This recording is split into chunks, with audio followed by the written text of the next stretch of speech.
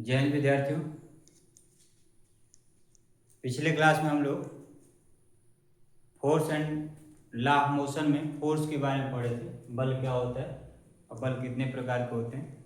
आज हम लोग इसका जो दूसरा भाग है चैप्टर का नाम लॉ ऑफ मोशन, गति के नियम, ये पढ़ेंगे।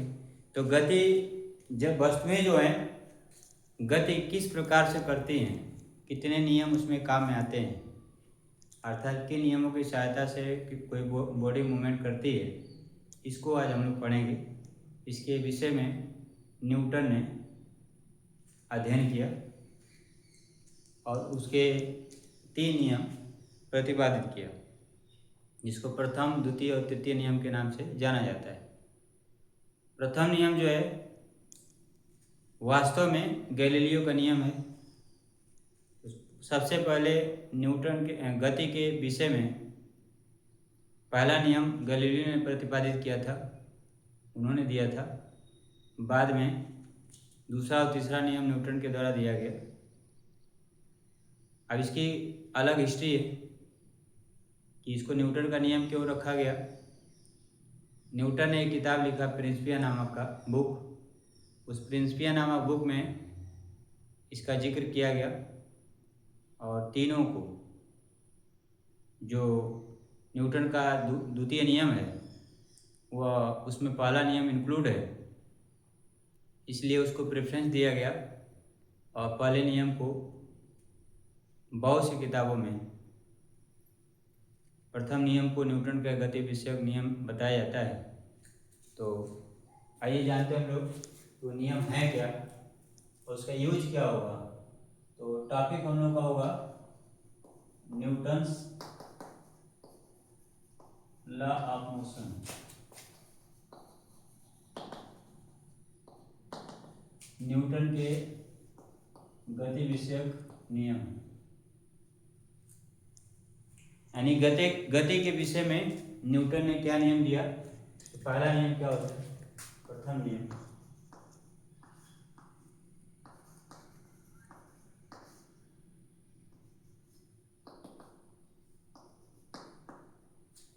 फर्स्ट लॉ क्या होता है,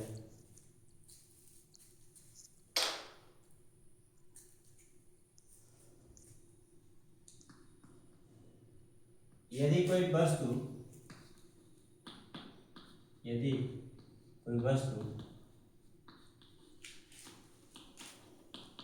विरामावस्था में है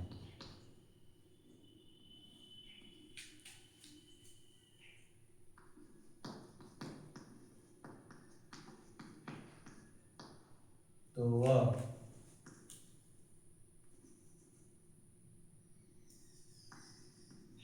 यह विरामावस्था में रहेगी।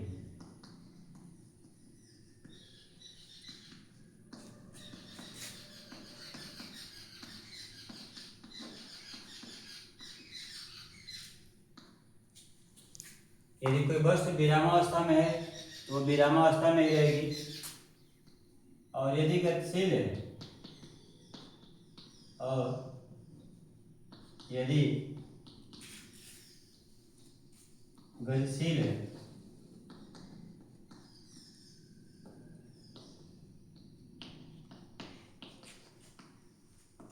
तो वह गति अवस्था में ही रहेगी। कब तक ऐसा होगा, जब तक उस पर कोई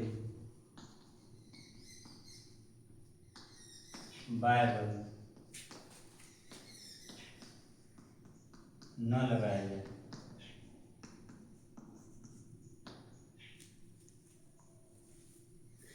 ये बताएं, गैलीलियो ने बताया था इसको, और गैलीलियो का जो नियम है वो न्यूटन का प्रथम नियम है कि यदि कोई वस्तु विरामावस्था में है तो वह विरामावस्था में ही रहेगी। जैसे किसी वस्तु को जहाँ रख दिया जाए वह वहीं रहेगा, उसके स्थिति में कोई परिवर्तन नहीं होगा। और यदि वस्तु गतिशील है, गति करा के छोड़ दिया जाए तो गति अवस्था में ही रहेगी, उसकी स्थिति में कोई परिवर्तन नहीं होगा। जैसे बताएं साइकिल चला कर छोड़ दिए तो साइकिल चलती ही रहेगी, ये न्यूटन के गति विषयक प्रथम नियम है। वह साइकिल गतिशील ही रहेगी, उसके स्थिति में परिवर्तन नहीं होगा। अगर ये स्थिति में परिवर्तन होगा तो समझ लो कि उस पर कोई ना कोई बल काम कर रहा है, जो पिछले वीडियो में बताया गया था डिटेल में। यहाँ पे क्या है, यदि कोई वस्तु जो है गतिशील है तो गति अवस्था में ही रहेगी।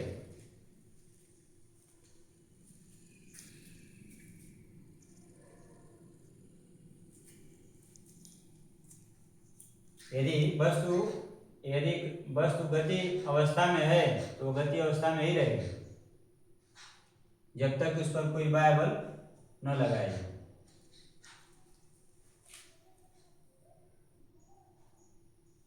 तो सारा काम जो इस पर ये स्थिति है बाह्य बल का होना।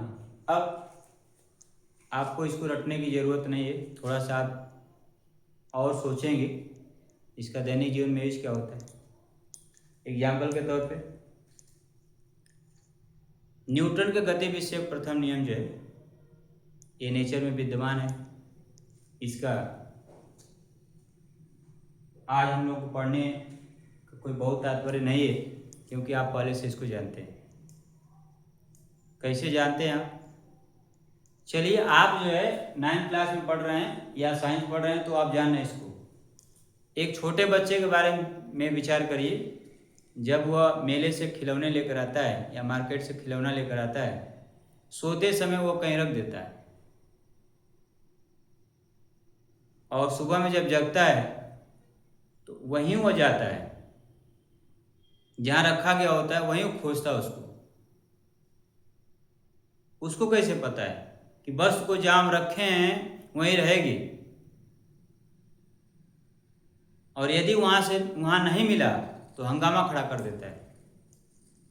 मतलब स्पष्ट है कि यह नेचर में विद्यमान है ऐसा कि किसी वस्तु को जहाँ रख दिया जाए वो वस्तु वहीं रहेगी। उसकी स्थिति में परिवर्तन तब तक नहीं होगा जब तक उस पर कोई बाह्य बल न लगे, जब तक उस पर कोई बाह्य बल न लगाया जाए।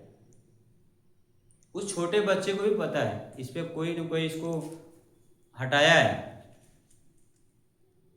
वो समझ जाता है।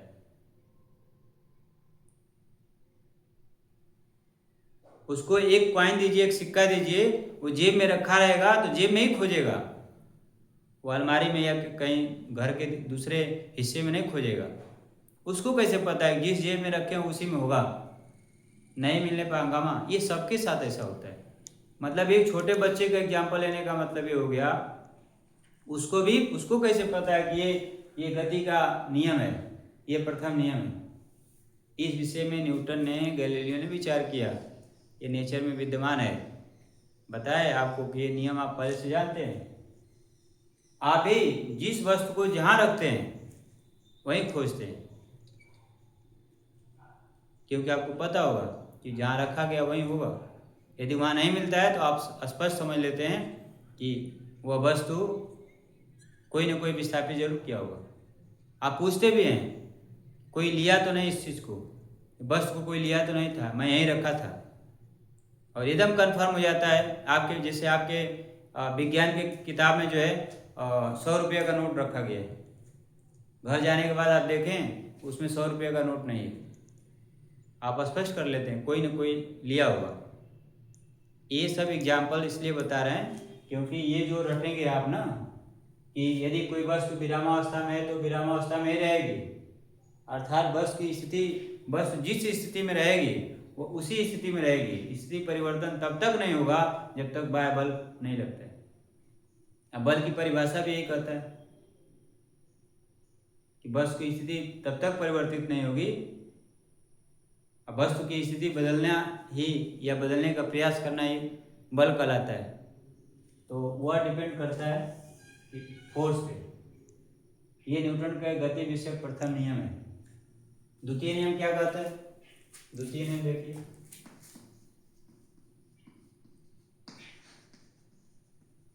सेकेंड लॉ क्या होता है?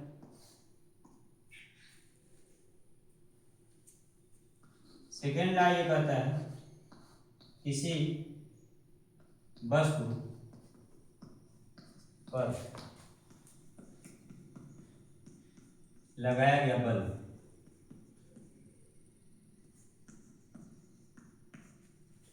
किसी वस्तु पर लगाया गया बल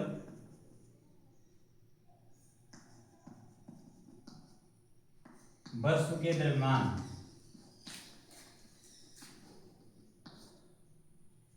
द्रव्यमान तथा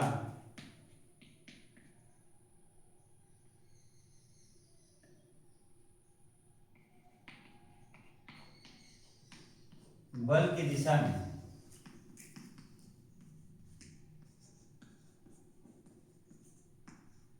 वस्तु में उत्पन्न त्वरण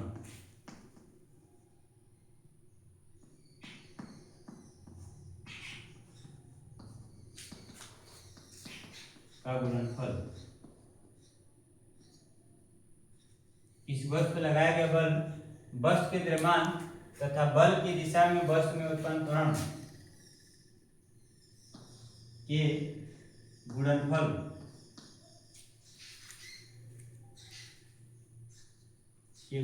के समानुपाती होता है।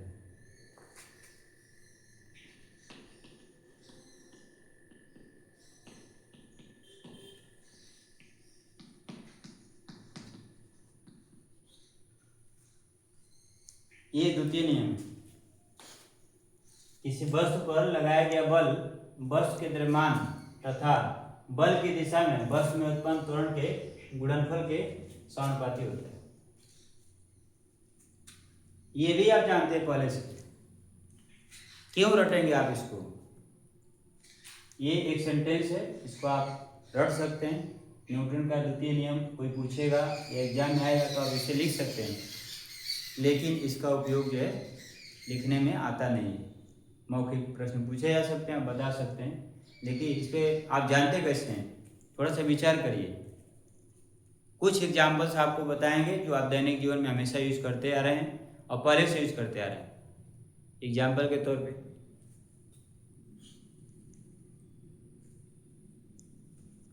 एक साइकिल जब आप चला रहे होते हैं तो साइकिल पे अकेले जब चला रहे होते हैं उस समय बल क्या होता है? जितना साइकिल पे बल लगाते हैं उसको आप अनुभव किए होंगे। जब साइकिल पे एक व्यक्ति को आप बैठा लेते हैं तो क्या जितना साइकिल की गति पहले थी उतने ही बल लगाने से या उतने ही गति रखने के लिए पहले के बराबर ही बल लगाना पड़ेगा कि बल का मान बढ़ाना पड़ता है? स्वाभाविक बढ़ाना पड़ता है। फिर एक और व्यक्ति को बैठा लिए तो फिर क्या करना पड़ता है? फिर बढ़ाना पड़ता है। स्वाभाविक है, वहाँ व्यक्ति का द्रव्यमान बढ़ रहा है तो बल को भी क्या करना पड़ रहा है? बढ़ाना पड़ रहा है। ये आप प्रैक्टिकल कर चुके हैं, रूल आज पढ़ रहे हैं, प्रैक्टिकल पहले से कर चुके हैं। या ऐसे समझ लीजिए कि पीछे एक छोटे बच्चे को बैठाकर साइकिल चलाना आसान होगा या एक बड़े व्यक्ति को बैठाकर चलाना आसान होगा या बहुत अधिक भारी वस्तु को रख के चलाना आसान होगा। और कब जो है बल अधिक लगता है? इसी तरह से किसी वस्तु को उठाना है या एक जगह से दूसरी जगह विस्थापित करना है, जब वस्तु का द्रव्यमान कम होता है तो आसानी से आप अकेले उठा के विस्थापित कर देते हैं। जैसे आपका बैग है, स्कूल का बैग आप रोज पीठ पे लाते हैं और लेके चल देते हैं, या साइकिल पे रख लेते हैं लेके आ जाते हैं। लेकिन अगर वही 50 किलो की चावल या गेहूँ के बोरे हो, उस बोरे को आपको साइकिल पे रखना हो तो क्या अकेले कर पाएंगे? यानी वहाँ पे क्या करना पड़ता है? बल बढ़ाना पड़ता है। आप अकेले अगर नहीं उठा पाते हैं दूसरे को बुलाना पड़ेगा, दो लोग भी नहीं मिलकर उठा पाएंगे तो तीसरे को बुलाना पड़ेगा। अर्थात जैसे जैसे द्रव्यमान बढ़ता जाता है वैसे वैसे क्या होता है? वैसे वैसे बल भी बढ़ाना पड़ता है। यानी बल जो है क्या है? द्रव्यमान के समानुपाती है। जैसे बल द्रव्यमान बढ़ रहा है वैसे वैसे बल भी बढ़ाना पड़ रहा है। इसके अलावा साइकिल को गतिशील करते हैं, साइकिल को आप हाथ से पकड़ते हैं, आराम से गतिशील कर लेते हैं। क्या इसी प्रकार से किसी कार को गतिशील कर सकते हैं, किसी ट्रक को गतिशील कर सकते हैं? जितने एक हाथ से साइकिल को पकड़ के गति करा लेते हैं, क्या उतने ही बल लगाकर किसी कार को हम गति करा पाएंगे? क्या ट्रक को गति करा पाएंगे? जैसे जैसे वस्तु का द्रव्यमान बढ़ता जाता है वैसे वैसे बल का मान भी क्या होता है, बढ़ाना पड़ता है। अगर दो व्यक्ति किसी कार को धक्का देकर गतिशील कर पा रहे हैं, उसको गति बढ़ाना है तो आपको क्या करना पड़ेगा, बल भी बढ़ाना पड़ेगा, यानी लोगों की संख्या क्या करना पड़ेगा, बढ़ाना होगा। वह दो व्यक्ति किसी ट्रक को धक्का नहीं दे सकते। अगर धक्का देकर गतिशील कर भी रहे हैं तो कार के बराबर वेग उसको प्राप्त नहीं करा सकते। ये सब क्या है, ये कार्य वे लोग भी करते हैं जो न्यूटन का द्वितीय नियम नहीं पढ़े। आप समझिए न्यूटन का द्वितीय नियम क्या है कि किसी वस्तु पर लगाया गया बल वस्तु के द्रव्यमान तथा बल की दिशा में वस्तु में उत्पन्न त्वरण के गुणनफल के समानुपाती होता है। त्वरण क्या होता है भाई? त्वरण पीछे पड़े वेग परिवर्तन की दर को त्वरण कहते हैं। अर्थात साइकिल विरामावस्था में है और गतिशील कर दिए। अब जब साइकिल, कार और ट्रक तीनों का एग्जाम्पल लिया जाए तो जो बल हम लगा पाएंगे, अधिक से अधिक जितना बल लगा पाएंगे साइकिल पे, साइकिल का वेग अधिक होगा। अंतिम वेग सब विरामावस्था में है, अंतिम वेग साइकिल का अधिक होगा, उससे कम किसका होगा, कार का, और सबसे कम किसका होगा, ट्रक का, क्योंकि ट्रक का द्रव्यमान अधिक है। तो जो त्वरण उत्पन्न होगा वो बल के दिशा में ही उत्पन्न होगा, तो त्वरण के गुणनफल के भी समानुपाती होता है। अर्थात जिसका वेग अधिक होगा उस पर बल अधिक लग रहा है, जिसका वेग कम होगा उस पर बल कम लग रहा है। अब वेग परिवर्तन की दर को त्वरण कहते हैं, तो वेग परिवर्तन करने के लिए भी क्या लगाते हैं, बल लगाते हैं। तो बल जो है वेग परिवर्तन की दर के समानुपाती होता है, यानी त्वरण बढ़ेगा तो वेग बल भी बढ़ेगा। तो अर्थात इसका उल्टा कहेंगे कि अगर बल को बढ़ाते जाएं तो त्वरण क्या होगा, बढ़ता जाएगा। इसका एग्जाम्पल, साइकिल को अगर बहुत तेज गति से चलाना होता है तो आपको क्या करते हैं, बल को बढ़ाते हैं, यानी वेग में वृद्धि करना होता है तो बढ़ाते हैं बल को, वेग में कमी करना होता है तो भी बल को क्या करते हैं, घटाना पड़ता है। यानी जब वेग बढ़ रहा होगा तो त्वरण भी क्या होगा, बल बढ़ रहा होगा तो त्वरण भी बढ़ रहा होगा, और जब बल घट रहा होगा तो त्वरण घट रहा होगा। इसको यानी दोनों एक समान अनुपात में बढ़ते और घटते हैं। तो जब इसी को समानुपाती बोलते हैं या अनुक्रमानुपाती बोलते हैं। तो इससे क्या निष्कर्ष निकल रहा है न्यूटन के द्वितीय नियम से? इसका मैथमेटिकल फॉर्म लिखा जाए न्यूटन के गति विषयक द्वितीय नियम का, यदि मान लिया जाए, माना द्रव्यमान की वस्तु पर बल F लगाया जाता है,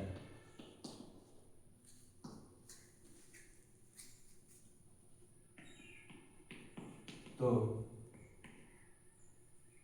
उसमें उत्पन्न त्वरण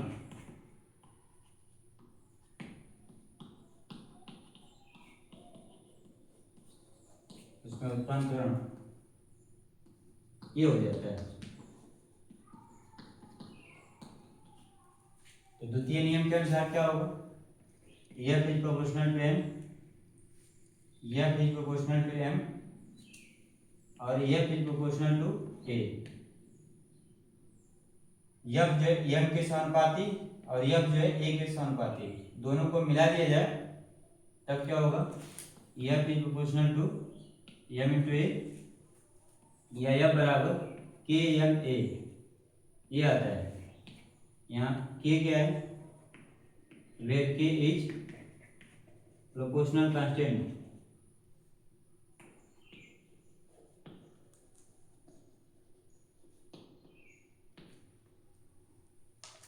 where K is proportional constant.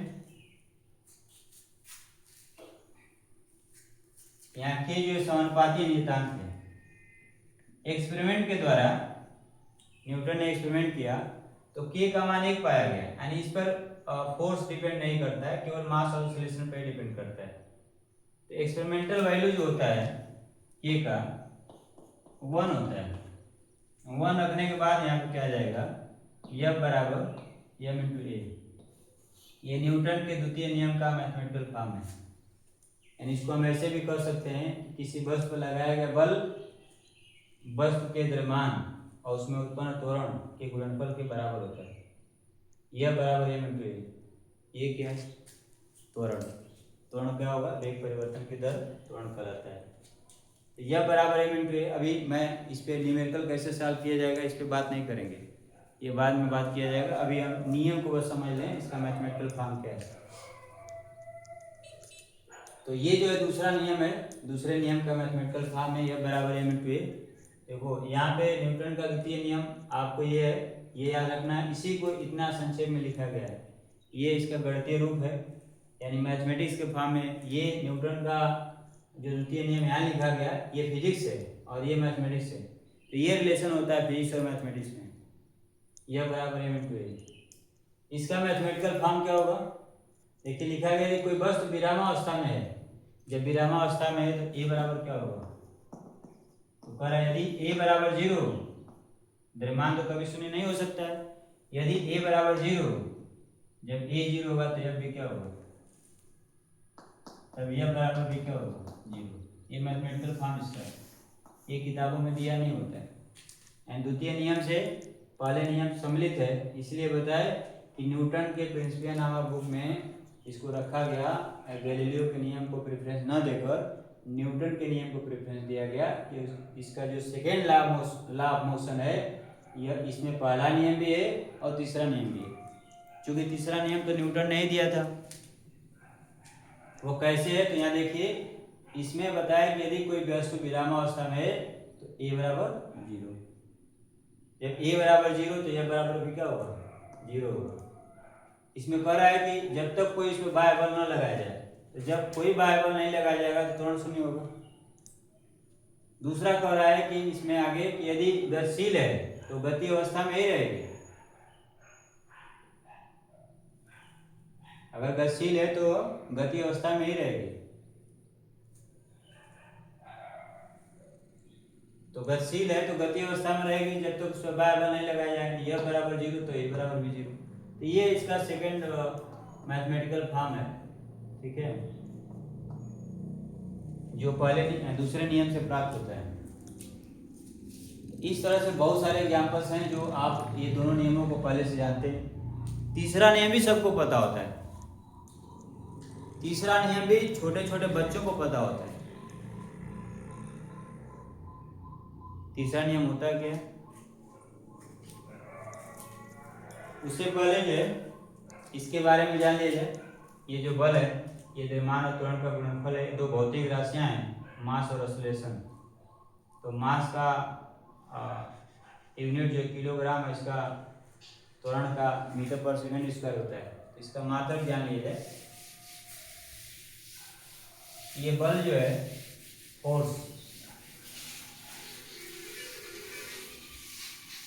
पीछे पढ़ चुके हैं कि बल को फोर्स कहा जाता है इंग्लिश में, और इसीलिए जो है उसको एफ से रिप्रेजेंट करते हैं, कैपिटल एफ से। इसके दो मात्रक होते हैं, एक निरपेक्ष मात्रक होता है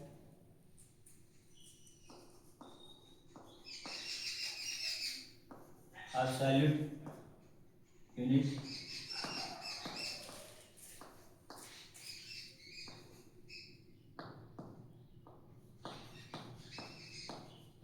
निरपेक्ष मात्रक।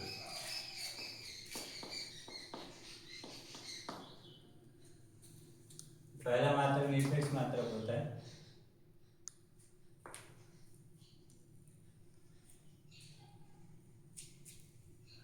इसमें क्या क्या होता है, बल का MKS सिस्टम पद्धति में, MKS पद्धति में यहाँ लिख देते हैं, MKS पद्धति में बल का मात्रक किग्रा मीटर प्रति सेकंड स्क्वायर होता है।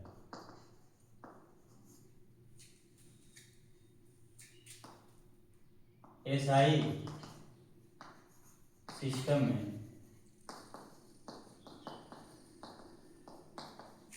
बल का मात्रक न्यूटन, इसको कैपिटल एन से रिप्रेजेंट करते हैं, और अंग्रेजी में अगर लिखेंगे तो स्मॉल से लिखा जाता है।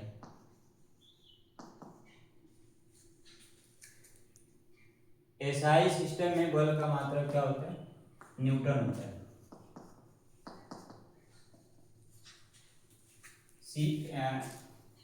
सीजीएस सिस्टम में, सीजीएस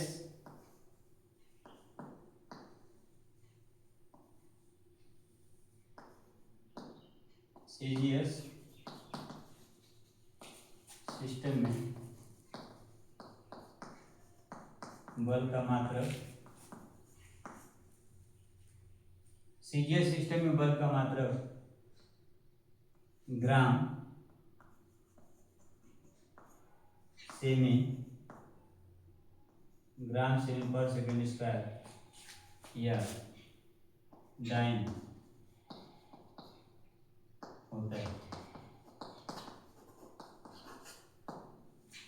एक रिलेशन होता है, 1 newton equal 10 to the power 1 newton N equal 10 पर 5 डाइन। इसे भी याद रखना होगा, 1 न्यूटन बराबर 10 पर 5 डाइन। दूसरा मात्रक क्या होता है? ग्रेविटेशनल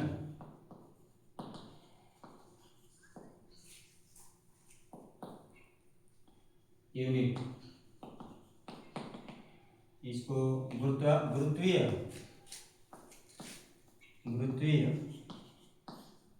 मात्रक बोलते हैं।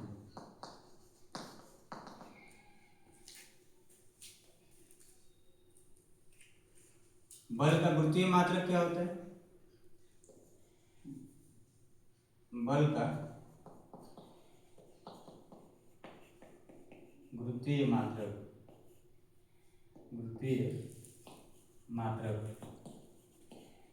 किग्रा बार एमकेएस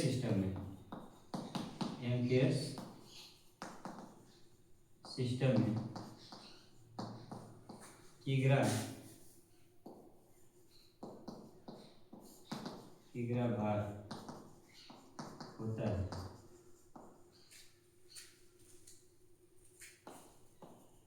बल का गुरुत्वीय मात्रक सीजीएस सिस्टम में ग्राम भार होता है। ये इसके मात्रक हैं। ये सब अलग अलग याद रखना जरूरी होगा, क्योंकि सब अलग अलग भी हो जाता है। ठीक है, ज़्यादातर लोगों को बल का मात्रक न्यूटन याद होता है। अच्छा, यहाँ पे इतना भी है तो यहाँ पे एक चीज और याद रखना होगा कि 1 न्यूटन बराबर 1 किग्रा गुणे 1 मीटर प्रति पर सेकंड स्क्वायर, इतना भी होता है। अब यहाँ पे देखिए 1 किग्रा भार बराबर 9.8 न्यूटन होता है।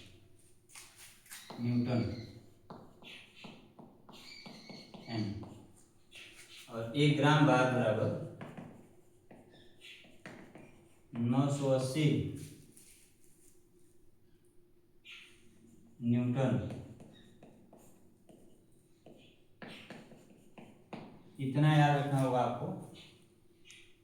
ठीक है, इसके अलावा आप क्या रख सकते हैं? बल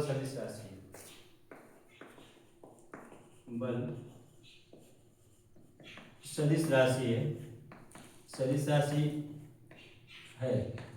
सदिश राशि क्या होता है ये पिछले वीडियो में बता दिया गया। इसमें परिमाण तो होता ही है, दिशा भी होता है। परिमाण किससे निकालते हैं? वस्तु के द्रव्यमान और उसमें उत्पन्न त्वरण के का गुणा कर देंगे तो गुणनफल जो प्राप्त होता है वो परिमाण होता है, और जिस डायरेक्शन में फोर्स काम करता है वो उस डायरेक्शन भी होता है उसमें, तो सदिश राशि होती है। तो बल सदिश राशि है, ये इतनी चीज़ें याद रखना होगा, ये सेकेंड लॉ ऑफ मोशन में ही होगा ये। इसके अलावा अब हम लोग पढ़ेंगे न्यूटन्स लॉ ऑफ मोशन में तीसरा नियम क्या होता है।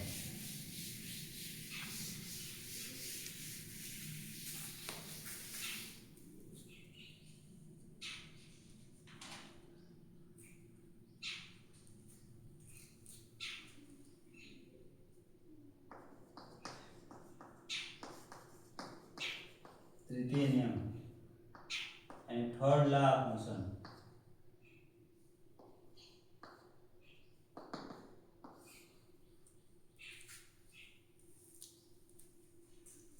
इसमें होता है प्रत्येक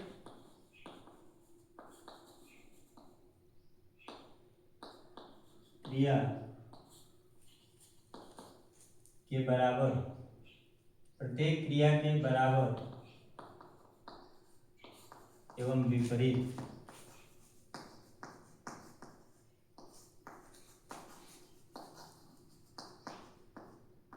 प्रतिक्रिया होती है।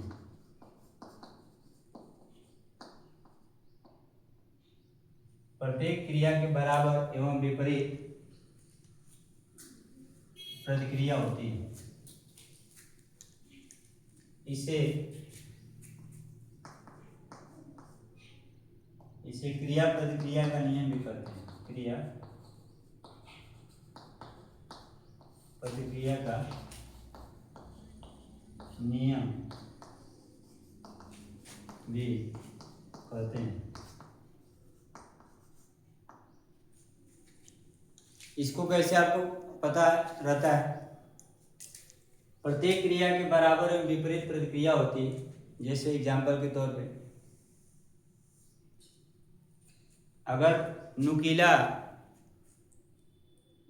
अगर कोई वस्तु है तो उस पर हम दाब नहीं डाल सकते। जैसे यह, इसको हम थपथपा सकते हैं, इस पर दाब डाल सकते हैं या इस पर बल लगा सकते हैं। लेकिन अगर ये उभरे हुए इसमें पत्थर हो, जैसे खुरदुरा दीवार हो, और खुरदुरे दीवार पे उसमें छोटे छोटे पत्थर निकले हो, तो उस पर जब आप क्रिया बल लगाइएगा, यानी इस पर बल लगाइएगा या दाब डालिएगा, तो उतना ही प्रतिक्रिया बल वह दीवार भी अप्लाई करती है। इससे क्या निष्कर्ष निकलता है कि जितना हम क्रिया बल करते हैं उतना ही प्रतिक्रिया बल भी होती है, लेकिन दिशा विपरीत होती है। इसके बहुत सारे एग्जाम्पल्स हैं जो दैनिक जीवन में खूब सारा उपयोग होता है इसका। एक तो सबसे इम्पोर्टेंट, जो चलते हैं हम लोग, जब चलते हैं हम तो पैर के तलवे से पीछे की तरफ, जमीन पे पीछे की तरफ धक्का देते हैं। धक्का पीछे की तरफ देते हैं और हम बढ़ते हैं आगे की तरफ। इसका मतलब कि बल हम पीछे लगाते हैं तो हमें पीछे जाना चाहिए, लेकिन गति हम आगे की तरफ फॉरवर्ड डायरेक्शन में करते हैं। इसका मतलब कि हम प्रतिक्रिया बल के कारण आगे बढ़ रहे हैं। जल में तैरना, तैराक जो अपने हाथ से पानी को पीछे की तरफ धक्का देता है। जो बत्तख तैरते हैं, मछलियों में भी पंख होते हैं, वो पंख जो पीछे की तरफ धक्का देते हैं, इससे आगे बढ़ती है। बत्तख के पैर जो है जालीनुमा होते हैं, वह पीछे की तरफ जो है क्या करता है, धक्का देता है, और वह पानी को धक्का देता है, आगे बढ़ जाता है, यानी वो प्रतिक्रिया बल है। इसके अलावा नाव से जब कूदते हैं तो नाव पीछे की तरफ चली जाती है, हम आगे की तरफ बढ़ जाते हैं। तो नाव द्वारा प्रतिक्रिया बल किधर लगाते हैं, पीछे की तरफ। मेढक का जंप करना या खुद जंप करते हैं, जब जंप करते हैं तो उस समय पैर से पीछे की तरफ बल लगाते हैं, तो क्रिया बल है। प्रतिक्रिया बल आगे की तरफ, यानी प्रतिक्रिया बल एक एग्जाम्पल लिया गया। इस तरह के बहुत सारे एग्जाम्पल्स हैं जो आपके दैनिक जीवन में उपयोग होता है। बंदूक से जब गोली छोड़ते हैं तो बंदूक को कस के पकड़े रहते हैं, क्योंकि बंदूक से निकलने वाली गोली फॉरवर्ड डायरेक्शन में यानी आगे की तरफ गति करेगी, तो बंदूक पीछे की तरफ गति करती है। बंदूक का वेग पीछे की तरफ गोली से कम क्यों होता है? बंदूक का द्रव्यमान अधिक होता है, गोली का द्रव्यमान कम होता है। तो प्रथम जो नियम, द्वितीय नियम जो बताया गया है कि अगर पिंड का द्रव्यमान अधिक है तो उसको बल भी अधिक लगेगा। तो द्रव्यमान अधिक होने के कारण जो है उसको बल अधिक लगता है, लेकिन पीछे मूवमेंट क्यों नहीं होती है? तो वहाँ पे जो है गोली की प्रतिक्रिया बल जो होता है वो इतना कम होता है, द्रव्यमान अधिक होने की वजह से वो प्रतिक्रिया बल कम होता है, इसलिए पीछे बहुत कम मूवमेंट करती है। तोप से छोड़ा गया गोला आगे की तरफ गति करेगा तो पीछे की तरफ गति करेगा। इस तरह के बहुत सारे एग्जाम्पल्स हैं जो आप हमेशा यूज करते आ रहे हैं, हमेशा देखते आ रहे हैं। क्रिया प्रतिक्रिया का क्या रूल है, इसलिए ये दैनिक जीवन में इसका खूब सारा उपयोग है। और ये क्रिया प्रतिक्रिया का नियम जो है न्यूटन के द्वितीय नियम में इन्वॉल्व है। इसको आगे हम प्रूव भी कर सकते हैं कि कैसे। वैसे 9th क्लास में ये सब है नहीं कि न्यूटन के द्वितीय विषयक नियम से प्रथम नियम कैसे प्राप्त करा जाता है, मैथमेटिकल फॉर्म क्या होता है उसको बता ही दिया गया, तृतीय नियम कैसे प्राप्त किया जाता है, ठीक है। ये सब 11th क्लास में सम्मिलित है सिलेबस में। तो एक छोटा सा एक सेंटेंस है, प्रत्येक क्रिया के बराबर एवं विपरीत प्रतिक्रिया होती है, यानी जितना हम क्रिया बल लगाएंगे उतना ही विपरीत तरफ प्रतिक्रिया बल लगाते हैं। अब वर्षा ऋतु में फिसलना, हमारा पैर जब केले के छिलके पड़ता है तो हम फिसल जाते हैं, होता कैसे? देखिए, हम अभी बताएं कि चलते समय हम पैर से पीछे की तरफ, धरातल पे पीछे की तरफ धक्का देते हैं। जब केला का छिलका पड़ता है तो वह पृष्ठ जो है उन सतह के बीच में फ्रिक्शन कम हो जाता है। और अब ये भी जानेंगे कि प्रतिक्रिया बल मिलता कहाँ से है। वो पृष्ठ द्वारा उसको लगाया जा रहा है, वो फ्रिक्शन फोर्स एक तरह का होता है। प्रतिक्रिया बल जो मिल रहा है, केले का छिलके पे जब पैर से पीछे की तरफ धक्का देते हैं तो उसी दिशा में, यानी लगाए गए बल के दिशा में पैर चला जाता है, शरीर आगे की तरफ झुक जाता है। क्योंकि शरीर का द्रव्यमान होता है इसलिए उस पर गुरुत्व बल काम करता है और व्यक्ति गिर जाता है। अब गुरुत्व बल क्या होता है, ये बल के प्रकार में बताया गया था और अगले चैप्टर में पढ़ेंगे भी हम लोग। तो इस तरह के बहुत सारे तृतीय नियम के और भी सारे एग्जाम्पल्स आपकी किताब में दिए हैं, उसको आप डिटेल में पढ़ सकते हैं। एक एक चीज़ों को पढ़िए। अगर कोई भी डाउट हो तो आप कमेंट में लिखिए, सर ये मुझे समझ में नहीं आ रहा है, मैं उसको फिर एक्सप्लेन कर दूंगा। तो आज हम लोग क्या सीखे? न्यूटन्स लॉ ऑफ मोशन 3 होते हैं, फर्स्ट लॉ, सेकेंड लॉ और थर्ड लॉ ऑफ मोशन। तीनों नियम को हमने पढ़ा और आपको ये भी बता दिया गया कि आप ये तीनों नियम पहले से जानते थे। इसका विज्ञान पढ़ने से कोई रिलेशन नहीं है, इसका हम दैनिक जीवन में हमेशा उपयोग करते हैं। तो आपको हमेशा याद रखना भी चाहिए, ये नहीं कि जब कोई पूछे तो आप बता ही नहीं पाए उसको। तो जब तक इसको पढ़ के आप विचार नहीं करेंगे, सोचेंगे नहीं, तब तक आपको नहीं आएगा।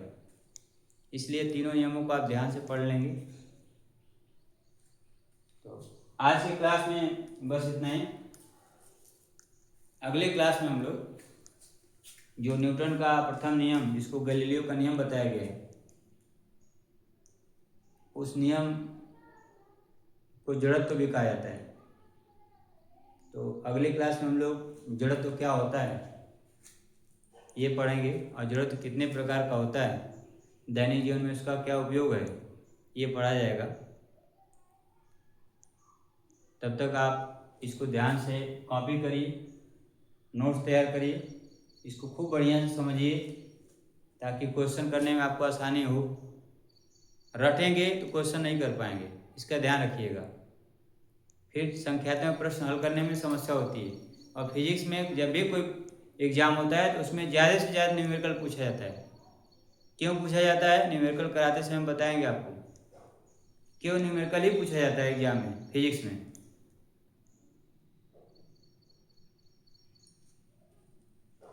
तो अगले वीडियो तक आप अपना ध्यान रखिए। धन्यवाद।